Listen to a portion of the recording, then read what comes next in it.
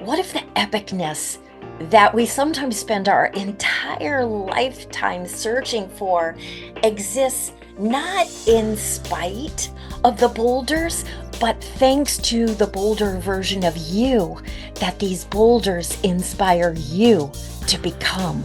Often, when we least expect it, life thrusts us into the role of the reluctant hero or hero in our own story. How we respond in those moments can be the difference between thriving or just surviving.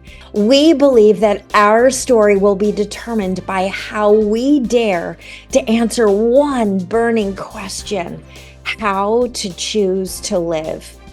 Join us as we explore the mindset shifts, innovative strategies, and captivating stories from my own life experience and those of my truly epic guests. So let's get this started.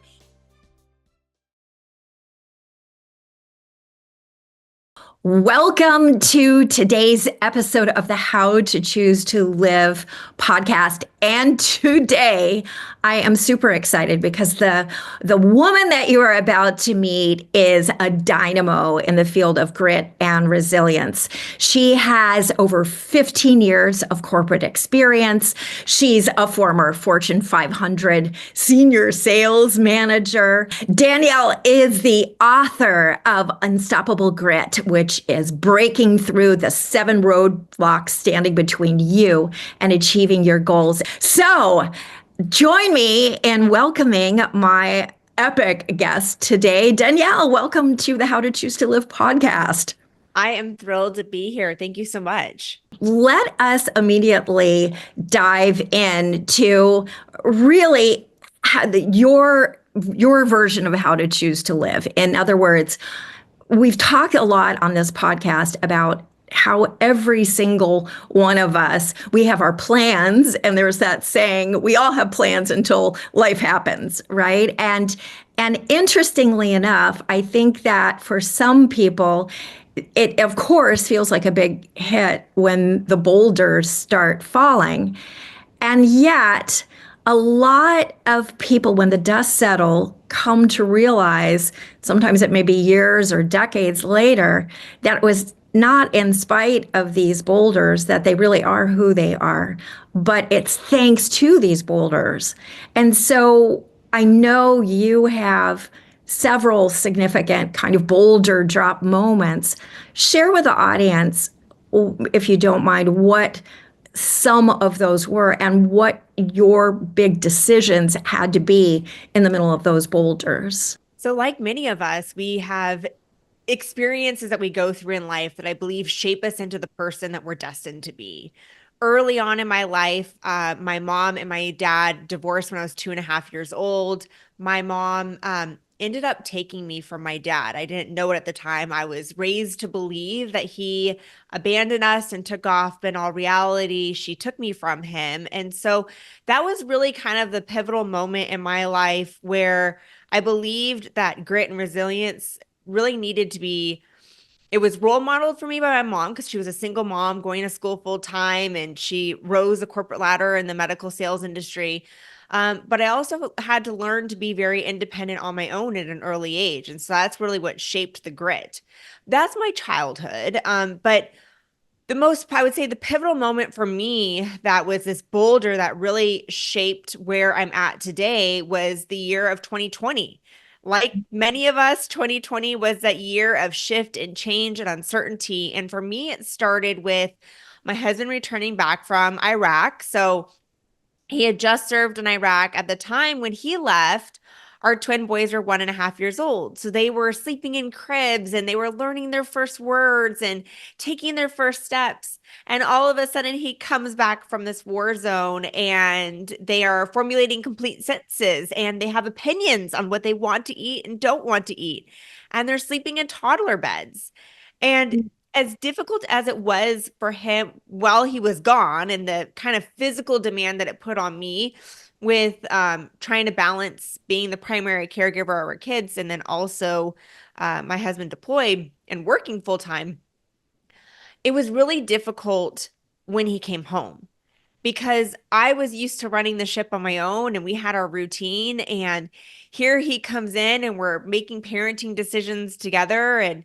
But he doesn't know the routine, and he's been out of their lives for a year. And it just was a really rocky road that I really didn't anticipate in the beginning.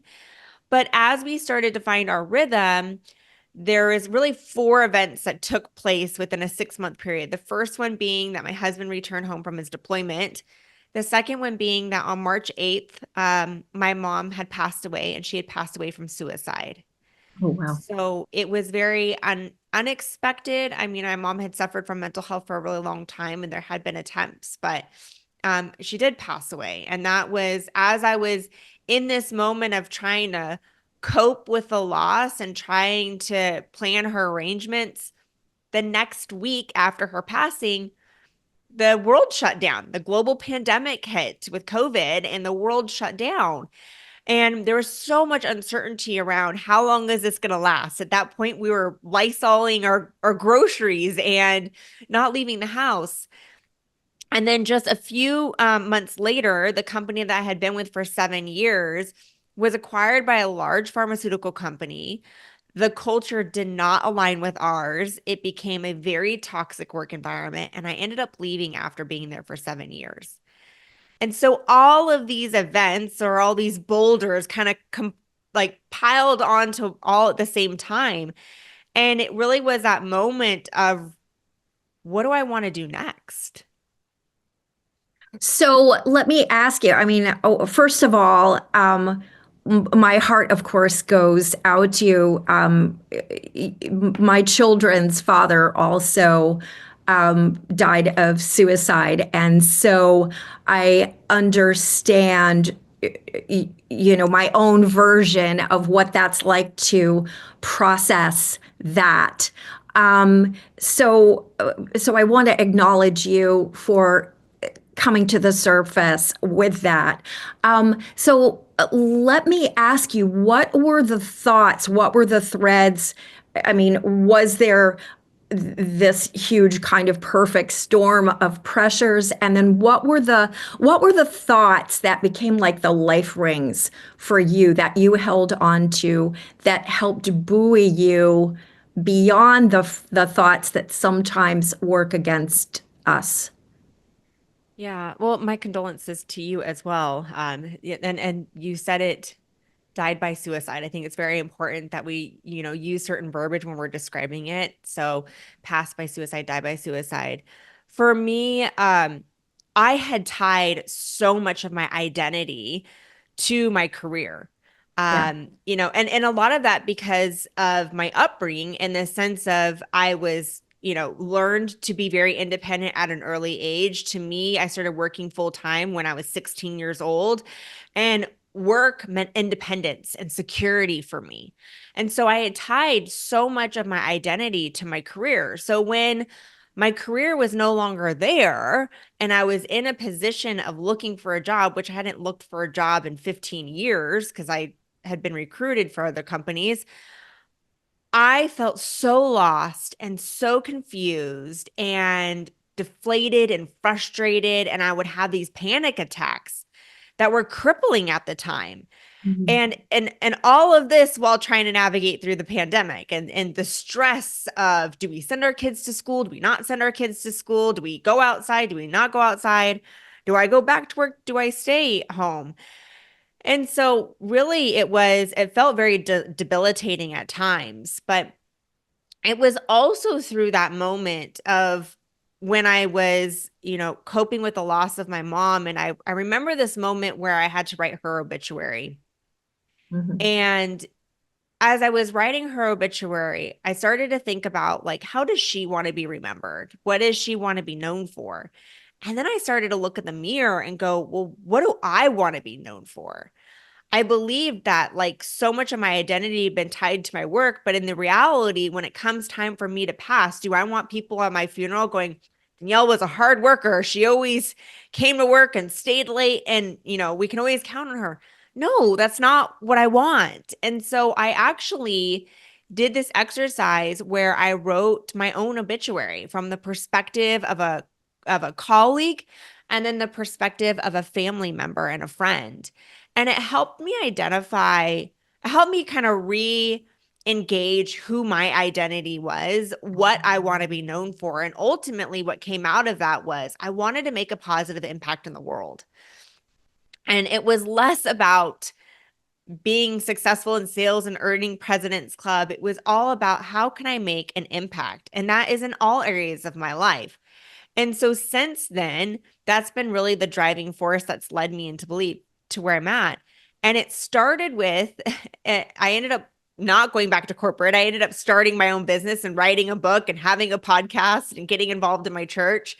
But it started with, well, what are some ways that I can make a positive impact? And I started posting on LinkedIn, just Mm. sharing inspirational quotes and advice about leadership and sharing my own struggles of lack of confidence in time and what steps I took to build the confidence. And it was through that my LinkedIn community started to grow, and then people started to reach out to me to help them with career coaching and sales training and leadership development. And that ultimately came down to like, this is a way that I can use a platform to make a positive impact. And that's what led into writing the book. And I'm so looking back as times when it felt so debilitating at time when I felt like I didn't know who I was. It was the best thing that could have ever happened to me, because if I had not been in that toxic work environment, I would still be there because I thought I was going to retire with the company. And I wouldn't be as fulfilled as I am today and have the relationships, most importantly, the connection and the relationships that I currently have now. I think that is so important. First of all, that exercise of writing your own eulogy is something, if you are listening to this, watching this podcast, I would challenge you to take a moment to do that, because especially if, and Danielle, I think one of the things that you bring up is so important. It's that we can get so sure that we know what our path is that we can wake up one morning and realize that we have no clue who we really are, because we've taken so much of the should haves into our life that it's that little phrase shoulding all over ourselves, right? I should do this, I should do that. And I think, and share with me if this is your experience, because I was a single mom who was running a business, and same sort of, I mean, different parallel universe, right? Of trying to be everything to everyone and striving for this weird version of perfection, right? Which is completely unachievable. And the only thing that I discovered that I was perfect at was really losing a sense of self. That was the only thing that worked perfectly. So I think what you're saying is so important, that pause. And what I love about your story, specifically Danielle too, is that what I feel like I'm hearing between the lines is that it's not like the corporate world has no potential to fulfill an aspect of our lives and our influence and our impact. And yet it's knowing how to marry that authentic, unique brilliance that we each have into that particular professional aspect. Because my gosh, if you do the math, most of us spend an average of 90,000 hours in our work. And so if that's simply to pay the bills and a lot of the rest of the time is sleeping, hello, what's the point, right? So what do you think is the potential for people when they start connecting who they authentically are with whatever it is they choose to do professionally? Yeah, you make up such a great point, because a lot of the people that I work with now, I would say half of the people that I work with are starting their own business. They've been in corporate, they're looking for that transition, but a lot of them still work in corporate, and corporate is not a bad thing. I believe it's really important to check in with yourself on a consistent basis. Maybe it's like every year, and evaluate am I doing what I want to do? Yes. And one of the exercises that I talk about in my book, Unstoppable Grit, on how to gain clarity on what you want in your career, is I say, take your resume and grab two pieces of paper. On one piece of paper, look at every single role that you've had. And what are five aspects about that role that you absolutely love? What are the responsibilities, part of the job description that you love? And then on the second piece of paper, write five things that you or aspects about the role that you don't enjoy. And then you kind of look at when I'm thinking about, then ask yourself, would I interview for the position that I'm currently in again? That's a kind of a good indicator. Are you in the right position? Or let me look at this one page that has all the things I like about all the jobs that I've had. What is the common thread that I see?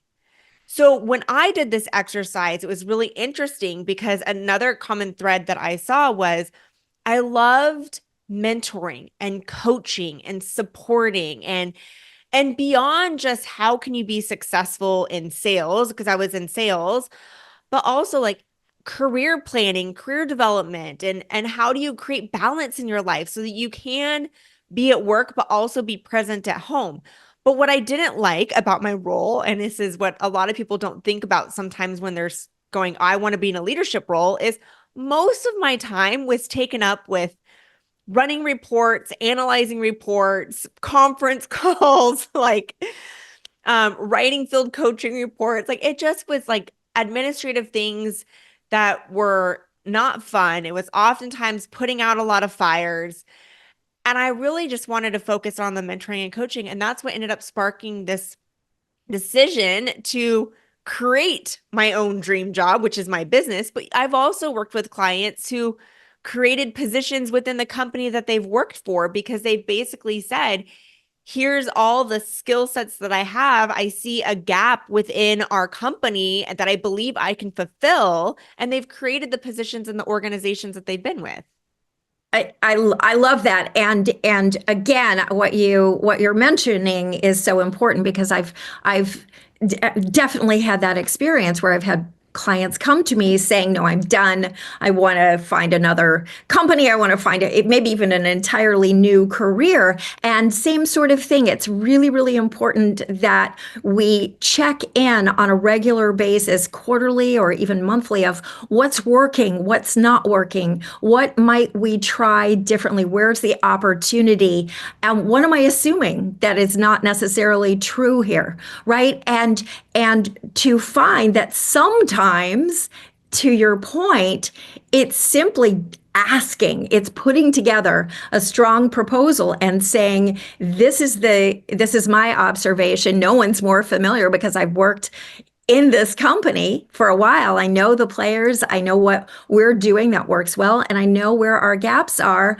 I can solve that problem because, again, the more creatively that we can, one, identify the problem, get curious, right? Identify the problem, and then say, okay, what are the solutions? So let me ask you, if someone, for the people who are listening to this, who maybe are in leadership, one of the things that I'm known for is what I call the culture of epic leaders, which is creating a culture where you step out into the world empowered, purpose driven, innovative, and collaborative, and working focused on creating epic teams around you. So, to your point, you are this dynamic, resilient, intelligent, sensitive, well-spoken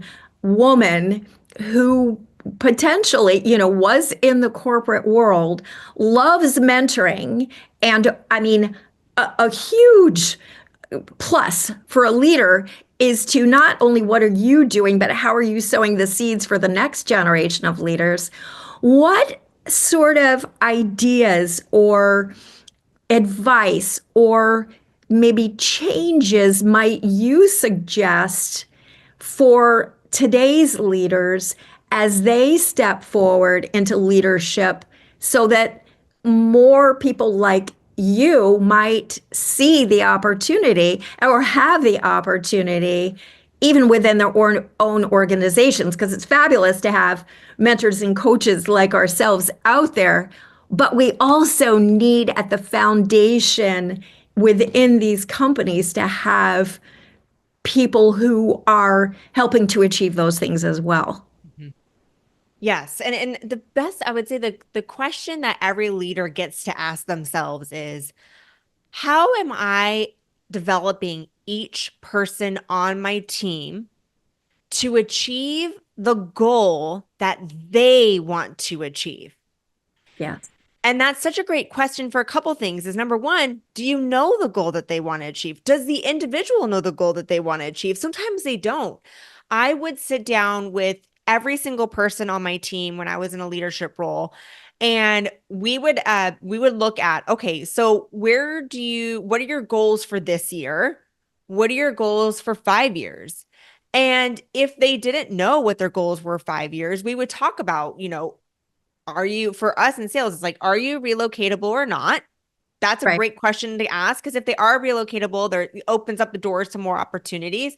But if they're not relocatable because of particular reasons, that's perfectly fine. It just means that we're going to be a little bit more limited on the roles that they can pursue, but it's still opportunities that are there. We're going to be highly focused. And then we would look at, okay, so what are your strengths? What are some areas that some roles and responsibilities that you currently love in this job or that you would like to do in the future? How does that align with other roles within the organization? Okay, let's explore all those different roles.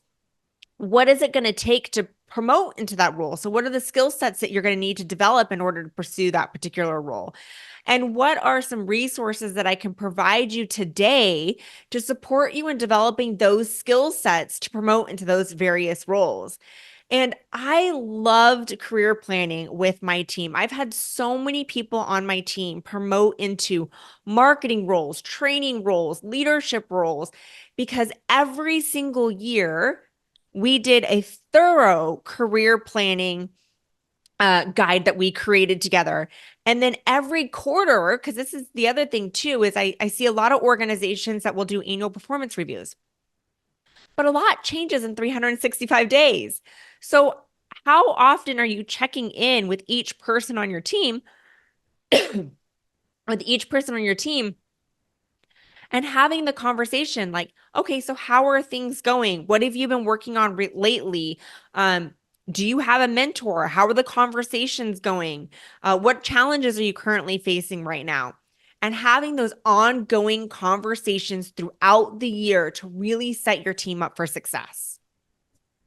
Fabulous. So now let me ask you a common fear that the team members may have is looking like they're doing something wrong, like they're incompetent, like they're weak by expressing, well, these are where my challenges are, because it's that tiptoe between, of course, some of the interpersonal dynamics, different styles of doing. How do you think that, and again, the only person we can control is ourselves. We can't control basically anyone else. We can influence, we can make choices that have a better chance of maybe influencing those around us. But how would you suggest that leaders fortify a culture where the team members are one, not afraid to disagree and to view that as a strength,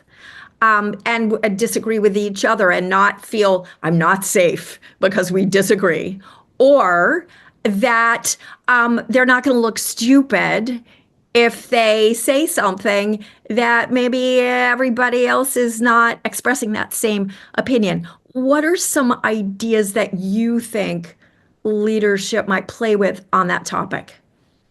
You bring up such a great point, because if someone if someone feels as though they can't share openly about their challenges, then I believe it is a reflection that the leader has not created a psychologically safe environment for individuals.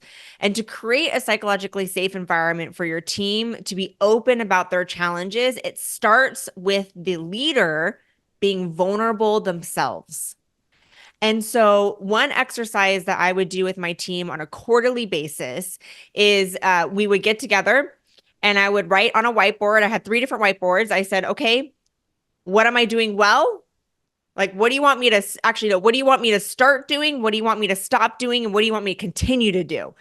And then I would step out of the room, give them like 30 minutes. They'd have one person transcribe all of the information from everybody. And then I would step in the room and that really sets the tone of I'm going to put myself as a leader in a very vulnerable situation where I'm going to give you that the opportunity to give me feedback because I know that I am not the perfect leader. I know that I make mistakes. I know that I have strengths, but I also have areas that I can develop as well. And I'm only going to know those blind spots if I create a safe environment for them to share that feedback with him. I don't know who said what because there's only one person transcribing the information. So that's one way of creating a psychologically safe environment is giving your team the opportunity and the power to provide feedback on yourself. And then also being vulnerable yourself. I remember this one time I had a manager who in a moment of just we were all feeling so burnt out and so stressed. And I remember this moment where she opened up the meeting and she's like, I just have to be honest. Can I be honest with you guys about something? And this is like uncomfortable to talk about, but can I share something with you? And of course, like all of us are, yeah, absolutely.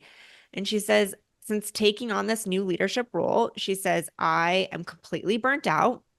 She had put on a lot of weight that had never put on weight before like that. And it was because she was working a long hours. She was on the road all the time. She was exhausted. She was eating at all these restaurants and she wasn't giving herself the time to prioritize like taking care of herself first. But it was because of her vulnerability that we also opened up and said, we're feeling the same way too. Like we're stressed, we're burnt out, like the demand and pressure on us is really high. And there's things that we can control and there's things that are out of our control, but let's focus on what we can. And ultimately what came out of that is we came together closer as a team. I respected my manager so much more because she was vulnerable. I felt like she was more relatable, that I saw her more as a human being than just this manager that I reported to. And then also what came out of that is we established a boundary. And we said that we would not text message or email each other after 5 o'clock. And if we needed to email each other, we would use the delay delivery Outlook feature where it would delay the delivery till the next morning. And that simple step helped us create healthy boundaries at work. Fabulous. Fabulous. And so let's use that to kind of segue back into now the concept of boundaries, right? And I prefer rather than saying trying to achieve work-life balance, and also the belief that somehow it's not personal, it's just business. I mean, you get human beings. I mean, yes, we have AI now, thank you very much. But for the most part, human beings have these lives, they have these emotions, and that's going to influence who they are in the context of their career, their profession. And yet, there's a little bit of a stigma that if something cataclysmic, you've got a boulder falling on your home front, or two or three or four, that somehow magically and mysteriously you are supposed to compartmentalize that. And if you do not, it's some form of failure. So this crosses into that vulnerability space. How do you think that someone who is experiencing a boulder can express that vulnerability in a empowered sort of way, which seems almost like an oxymoron because you're feeling vulnerable, you've taken a hit, yet. So, how do you empower yourself concurrently with, as the leader, how do you walk that? How do you find the harmony, walk that fine line between supporting and being sometimes the only person that is there for that person who's experiencing the boulder? How do you harmonize those elements? Yeah, I think back to I've had so many instances where members of my team were experiencing boulders. Whether it was there's been personal situations with the individual or with their family members, people that have gone through divorces, people that have gone through miscarriages, people that have gone through their kids and drugs. There's been so many instances that I've experienced where my team has come to me and said, here's what's going on. And I believe that it's really important that, again, it first starts with a leader. If I'm showing up to my job for 7 years and I am just solely focused on work and I never talk about my personal life, they're gonna feel like they're gonna get the perception that they shouldn't talk about their personal life either. But it's not a personal life or work life. We are just a human, and these are just my tasks are different at home than they tend to be at work. But ultimately, I'm still one person. And I'm hopefully each person shows up the same at work as they do at home. That is being authentic. And, I don't believe that you need to share all of the details about what's going on, but there's been certain times where I've shared with my manager and saying, hey, can I have a very candid conversation with you? And I believe it's valuable to ask the question first. One being, it kind of sets the tone for the person receiving the information that, okay, this person's possibly going to have a vulnerable conversation with me. I want to make sure, I'm paying attention, I'm actively listening, I'm putting things aside, I'm looking at them in the eye. Or if I can't, let's say I'm in the middle of something saying, I absolutely want to hear what you want to say. I'm currently involved in a task right now that's time sensitive. Can we meet in 30 minutes? And you set the tone for that. And so you say, can I have a very candid conversation with you? And maybe it's just telling them what's going on. I have a family situation right now that I am trying to navigate through. It's a difficult situation. You can maybe share some details to shed some light and context to it. You don't need to go into all the details, but I'm sharing it with you with the intent of keeping you informed that, if for any reason you feel like I'm not 100% present, that there is something going on, it's a temporary situation, and possibly can we come together and brainstorm some ideas at how to navigate through this over the next time period. Sometimes it means taking a temporary leave of absence, a sabbatical leave. Sometimes it means just taking a couple of days off to take care of something personal. Sometimes it's reallocating certain tasks to other people so that the demand isn't as high. Also emphasize it is a temporary situation. So again, I believe the more that you as a leader can get to know your team, who they are, not just what they do at work, it's going to open up those conversations. I love that. That's fabulous. So, where you are now in your life, um, and you look back at the decision that you made, the shift, the transformation, what would you say are some of the things that you maybe appreciate the most about where you are right now? And you can look back at some of those, maybe one day in 2020 when your husband's home and the kids are, being the kids, and you've had this traumatic experience with your mom, and oh, by the way, you're lysoling your groceries. Maybe you can look back and be able to say in some weird way, I didn't like it. I would never want to do that again, but thank you. because here I am right now? What would Mhm. you say those are? So I first want to say that it's not as though everything is rosy now. Like Of course. I look back at I look back at my corporate job. I miss the company car. I miss the stock options, the built-in 401k. I miss that stability. So I do acknowledge there's areas about that I miss. I miss the camaraderie. At the same time, I wouldn't trade it for the world for where I'm at now. And the reason being is because before I had kids, when I was working with this organization, I traveled 250 nights on the road in 1 year. When I had kids and I relocated to a different state, I was still on the road every single week, even during my husband's deployment. Now, I'm very fortunate. I have my in laws that live across the street. I had a full time nanny at the time, I had a support system. So I want to acknowledge that. But since leaving that time, I believe that God had really closed a door and a chapter and redirected me to a door that was open to something new.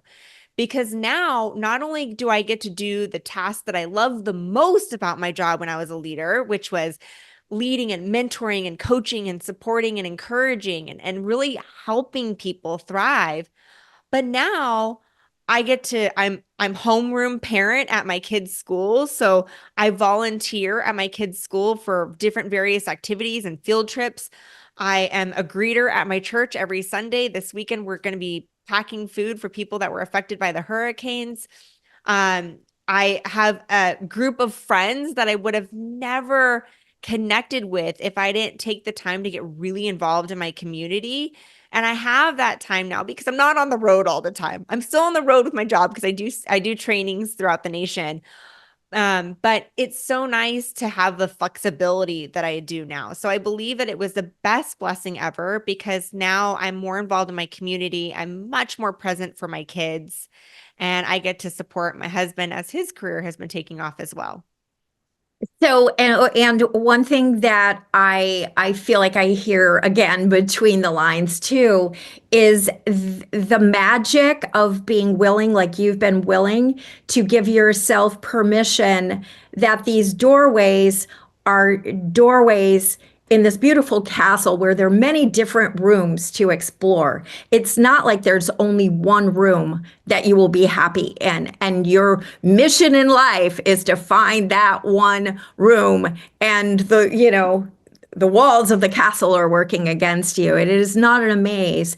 It's this beautiful castle. And so that I think to give ourselves permission to explore in itself leads to a whole level of joy without having to say, I have to find the one thing that I'm going to do, quote unquote, for the rest of my life, or even the version of me that I'm going to be for the rest of my life. And I think that you're such a testimony to the potential of being fluid, being curious, being resilient, being bold, having the grit to say, I don't know, but let's try it anyway, right? Let's explore and let's see. And we'll adjust accordingly. And maybe a year from now, I'll be saying, what's working, what's not working? Where do I want to do something more or differently now? And to add to that, I always ask a lot of time when I'm working with people that are looking to promote into different roles, I say, what do you want? First, what do you want your lifestyle to be?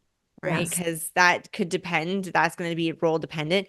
Secondly, what do you want for this phase of life that you're in? So I asked that question specifically because for so many years, I was so focused on my career and I need to move up the corporate ladder. But is it what I really wanted for the phase of life that I'm currently in right now?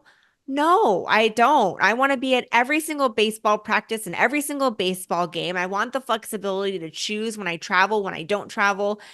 And if in the future I want to go back into leadership and I want to rise up the corporate ladder and travel all the time when my kids are older, perfectly fine. I could do that.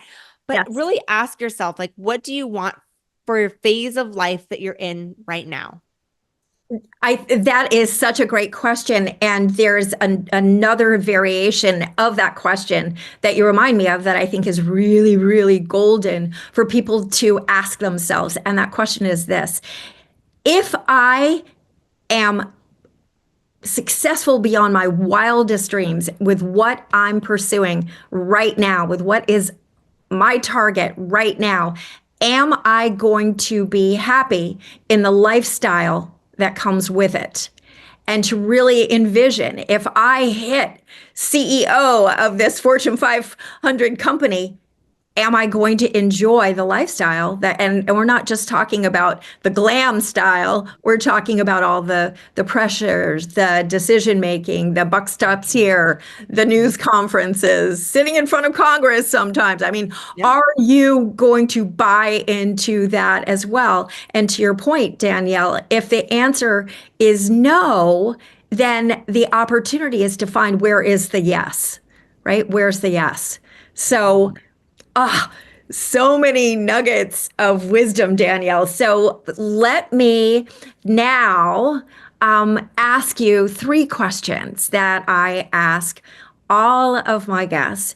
And the first one is I want you to imagine that we're two or three generations in the future, and that for whatever reason, a lot of the knowledge and wisdom and philosophies that we have access to on the topic of how to choose to live have somehow disappeared.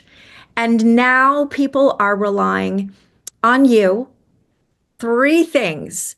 First and foremost, if someone is starting from scratch and having to make the decision how to choose to live, what might three starting gems be from your perspective? Mm. So in my book, I talk a little bit about this, but first understanding where the narrative comes from. I believe before we can get super clear on how to choose to live, first understand what narrative, like what assumptions do you believe that you have on how to choose to live based on the narratives that have been taught to you, whether through your upbringing, whether through society, whether through movies, social media, whatever it is, good or bad, but try to understand where does that come from. Second, among those narratives, does it truly align with how you want to live? And then also ask yourself, third is, who do you want to be? Not Mhm. what do you want to do, who do you want to be?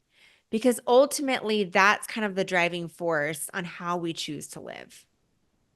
Ooh, beautiful. Super juicy, wonderful. So, next question is I, being a wordy sort of person, I believe that we actually have one goal and one goal only.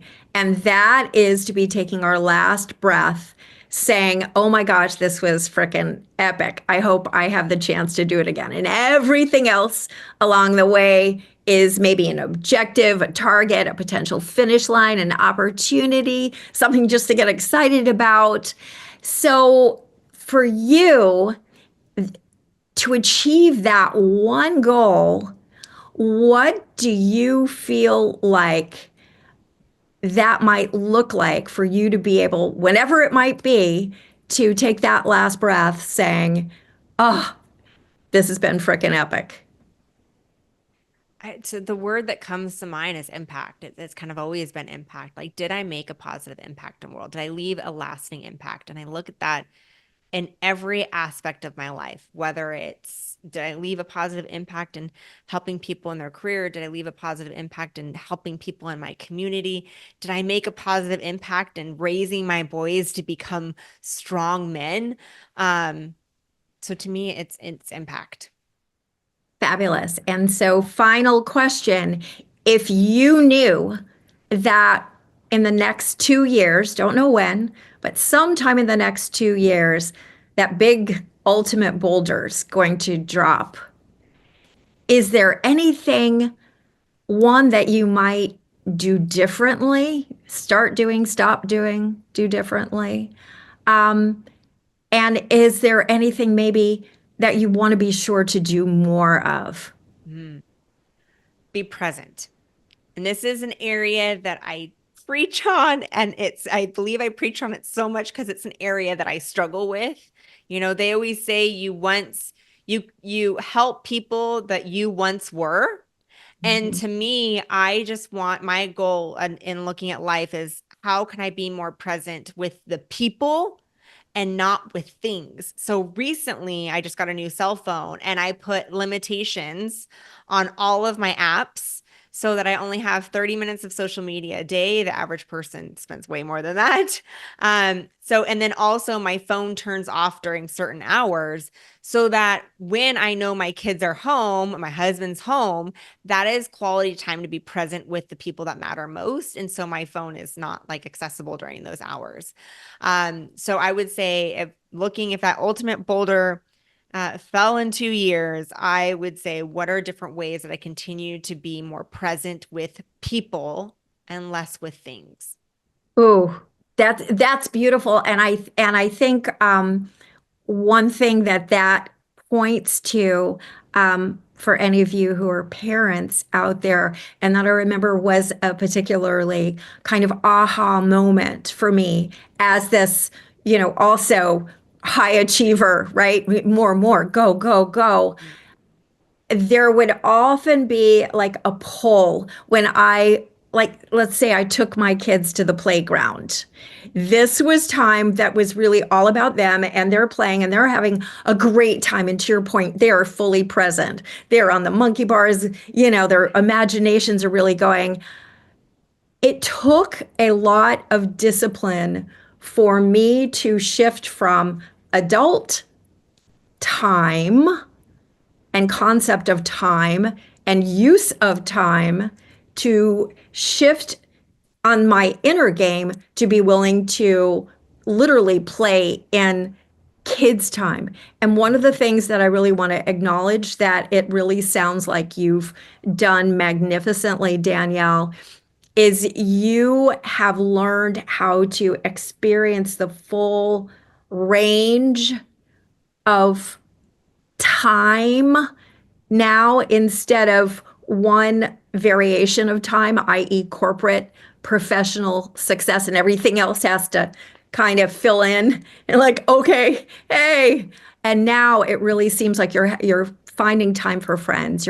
So I would say that your quest to be more present now is showing up, is manifesting, because what all of us who are listening to you are hearing is that this is just becoming a very rich garden of use of time. So that's just beautiful.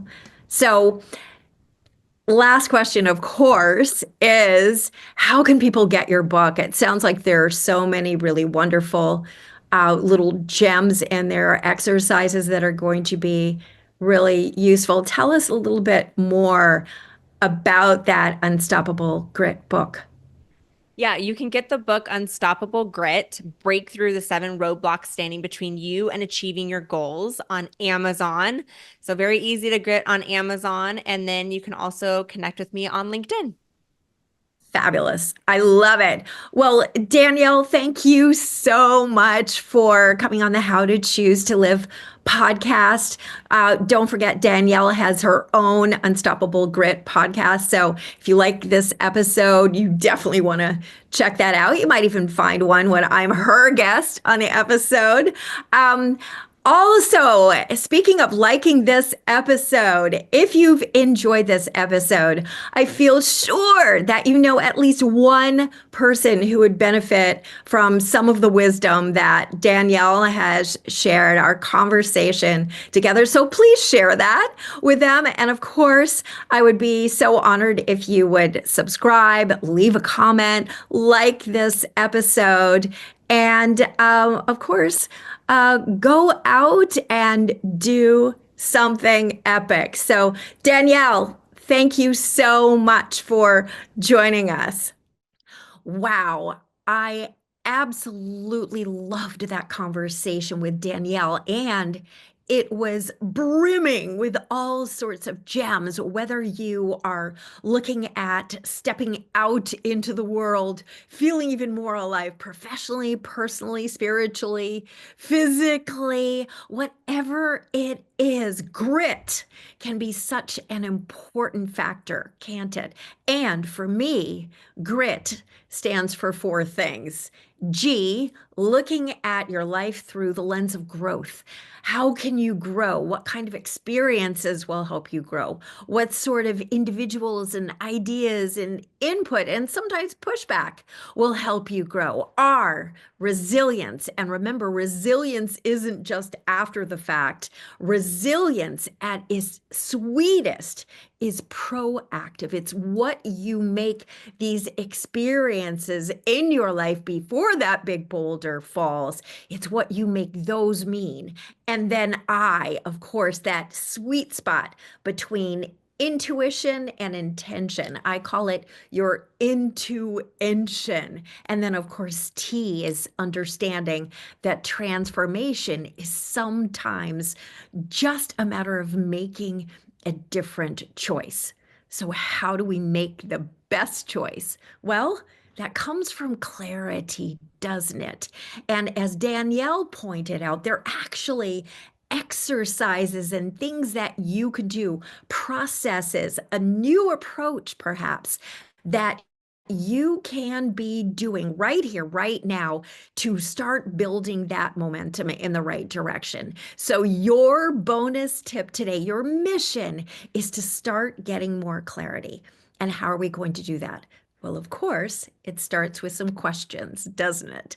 So, the first question is, what's working?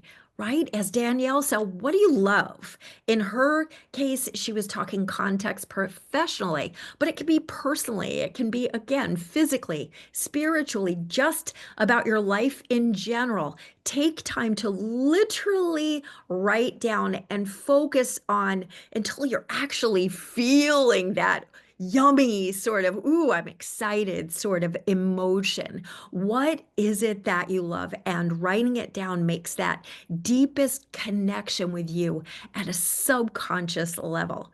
And then from there, it is important to identify what didn't you love? Now, ironically enough, that might be a little bit easier. The tough part comes from not dwelling on it, not playing it like, if you're from my generation, we call it a broken record, where it just plays the same part over and over and over again. So, just matter of fact, what didn't you like about your past job or some of your past experiences that you're dedicated to changing? And that brings us to our third column here in the equation. And that's, what might you do differently? What are some of the opportunities out there? And maybe it's not just a how, maybe in some cases it's a who. Who can you emulate? Who can you contact? Who can you connect with? Who can you align with? Who can you get coached by? Who can you learn from? There are all sorts of really, really powerful who's that if the how is keeping you stuck, then just switch the letters around a little bit and go for the who. So today, your big action step is to keep looking at those questions that are going to help you determine how to choose to live so that you can step out into this amazing planet as the biggest, boldest, most epic version of you. I'm Meredith Alexander. Go out and do something epic today, and I will see you in our next episode. Booyah, baby.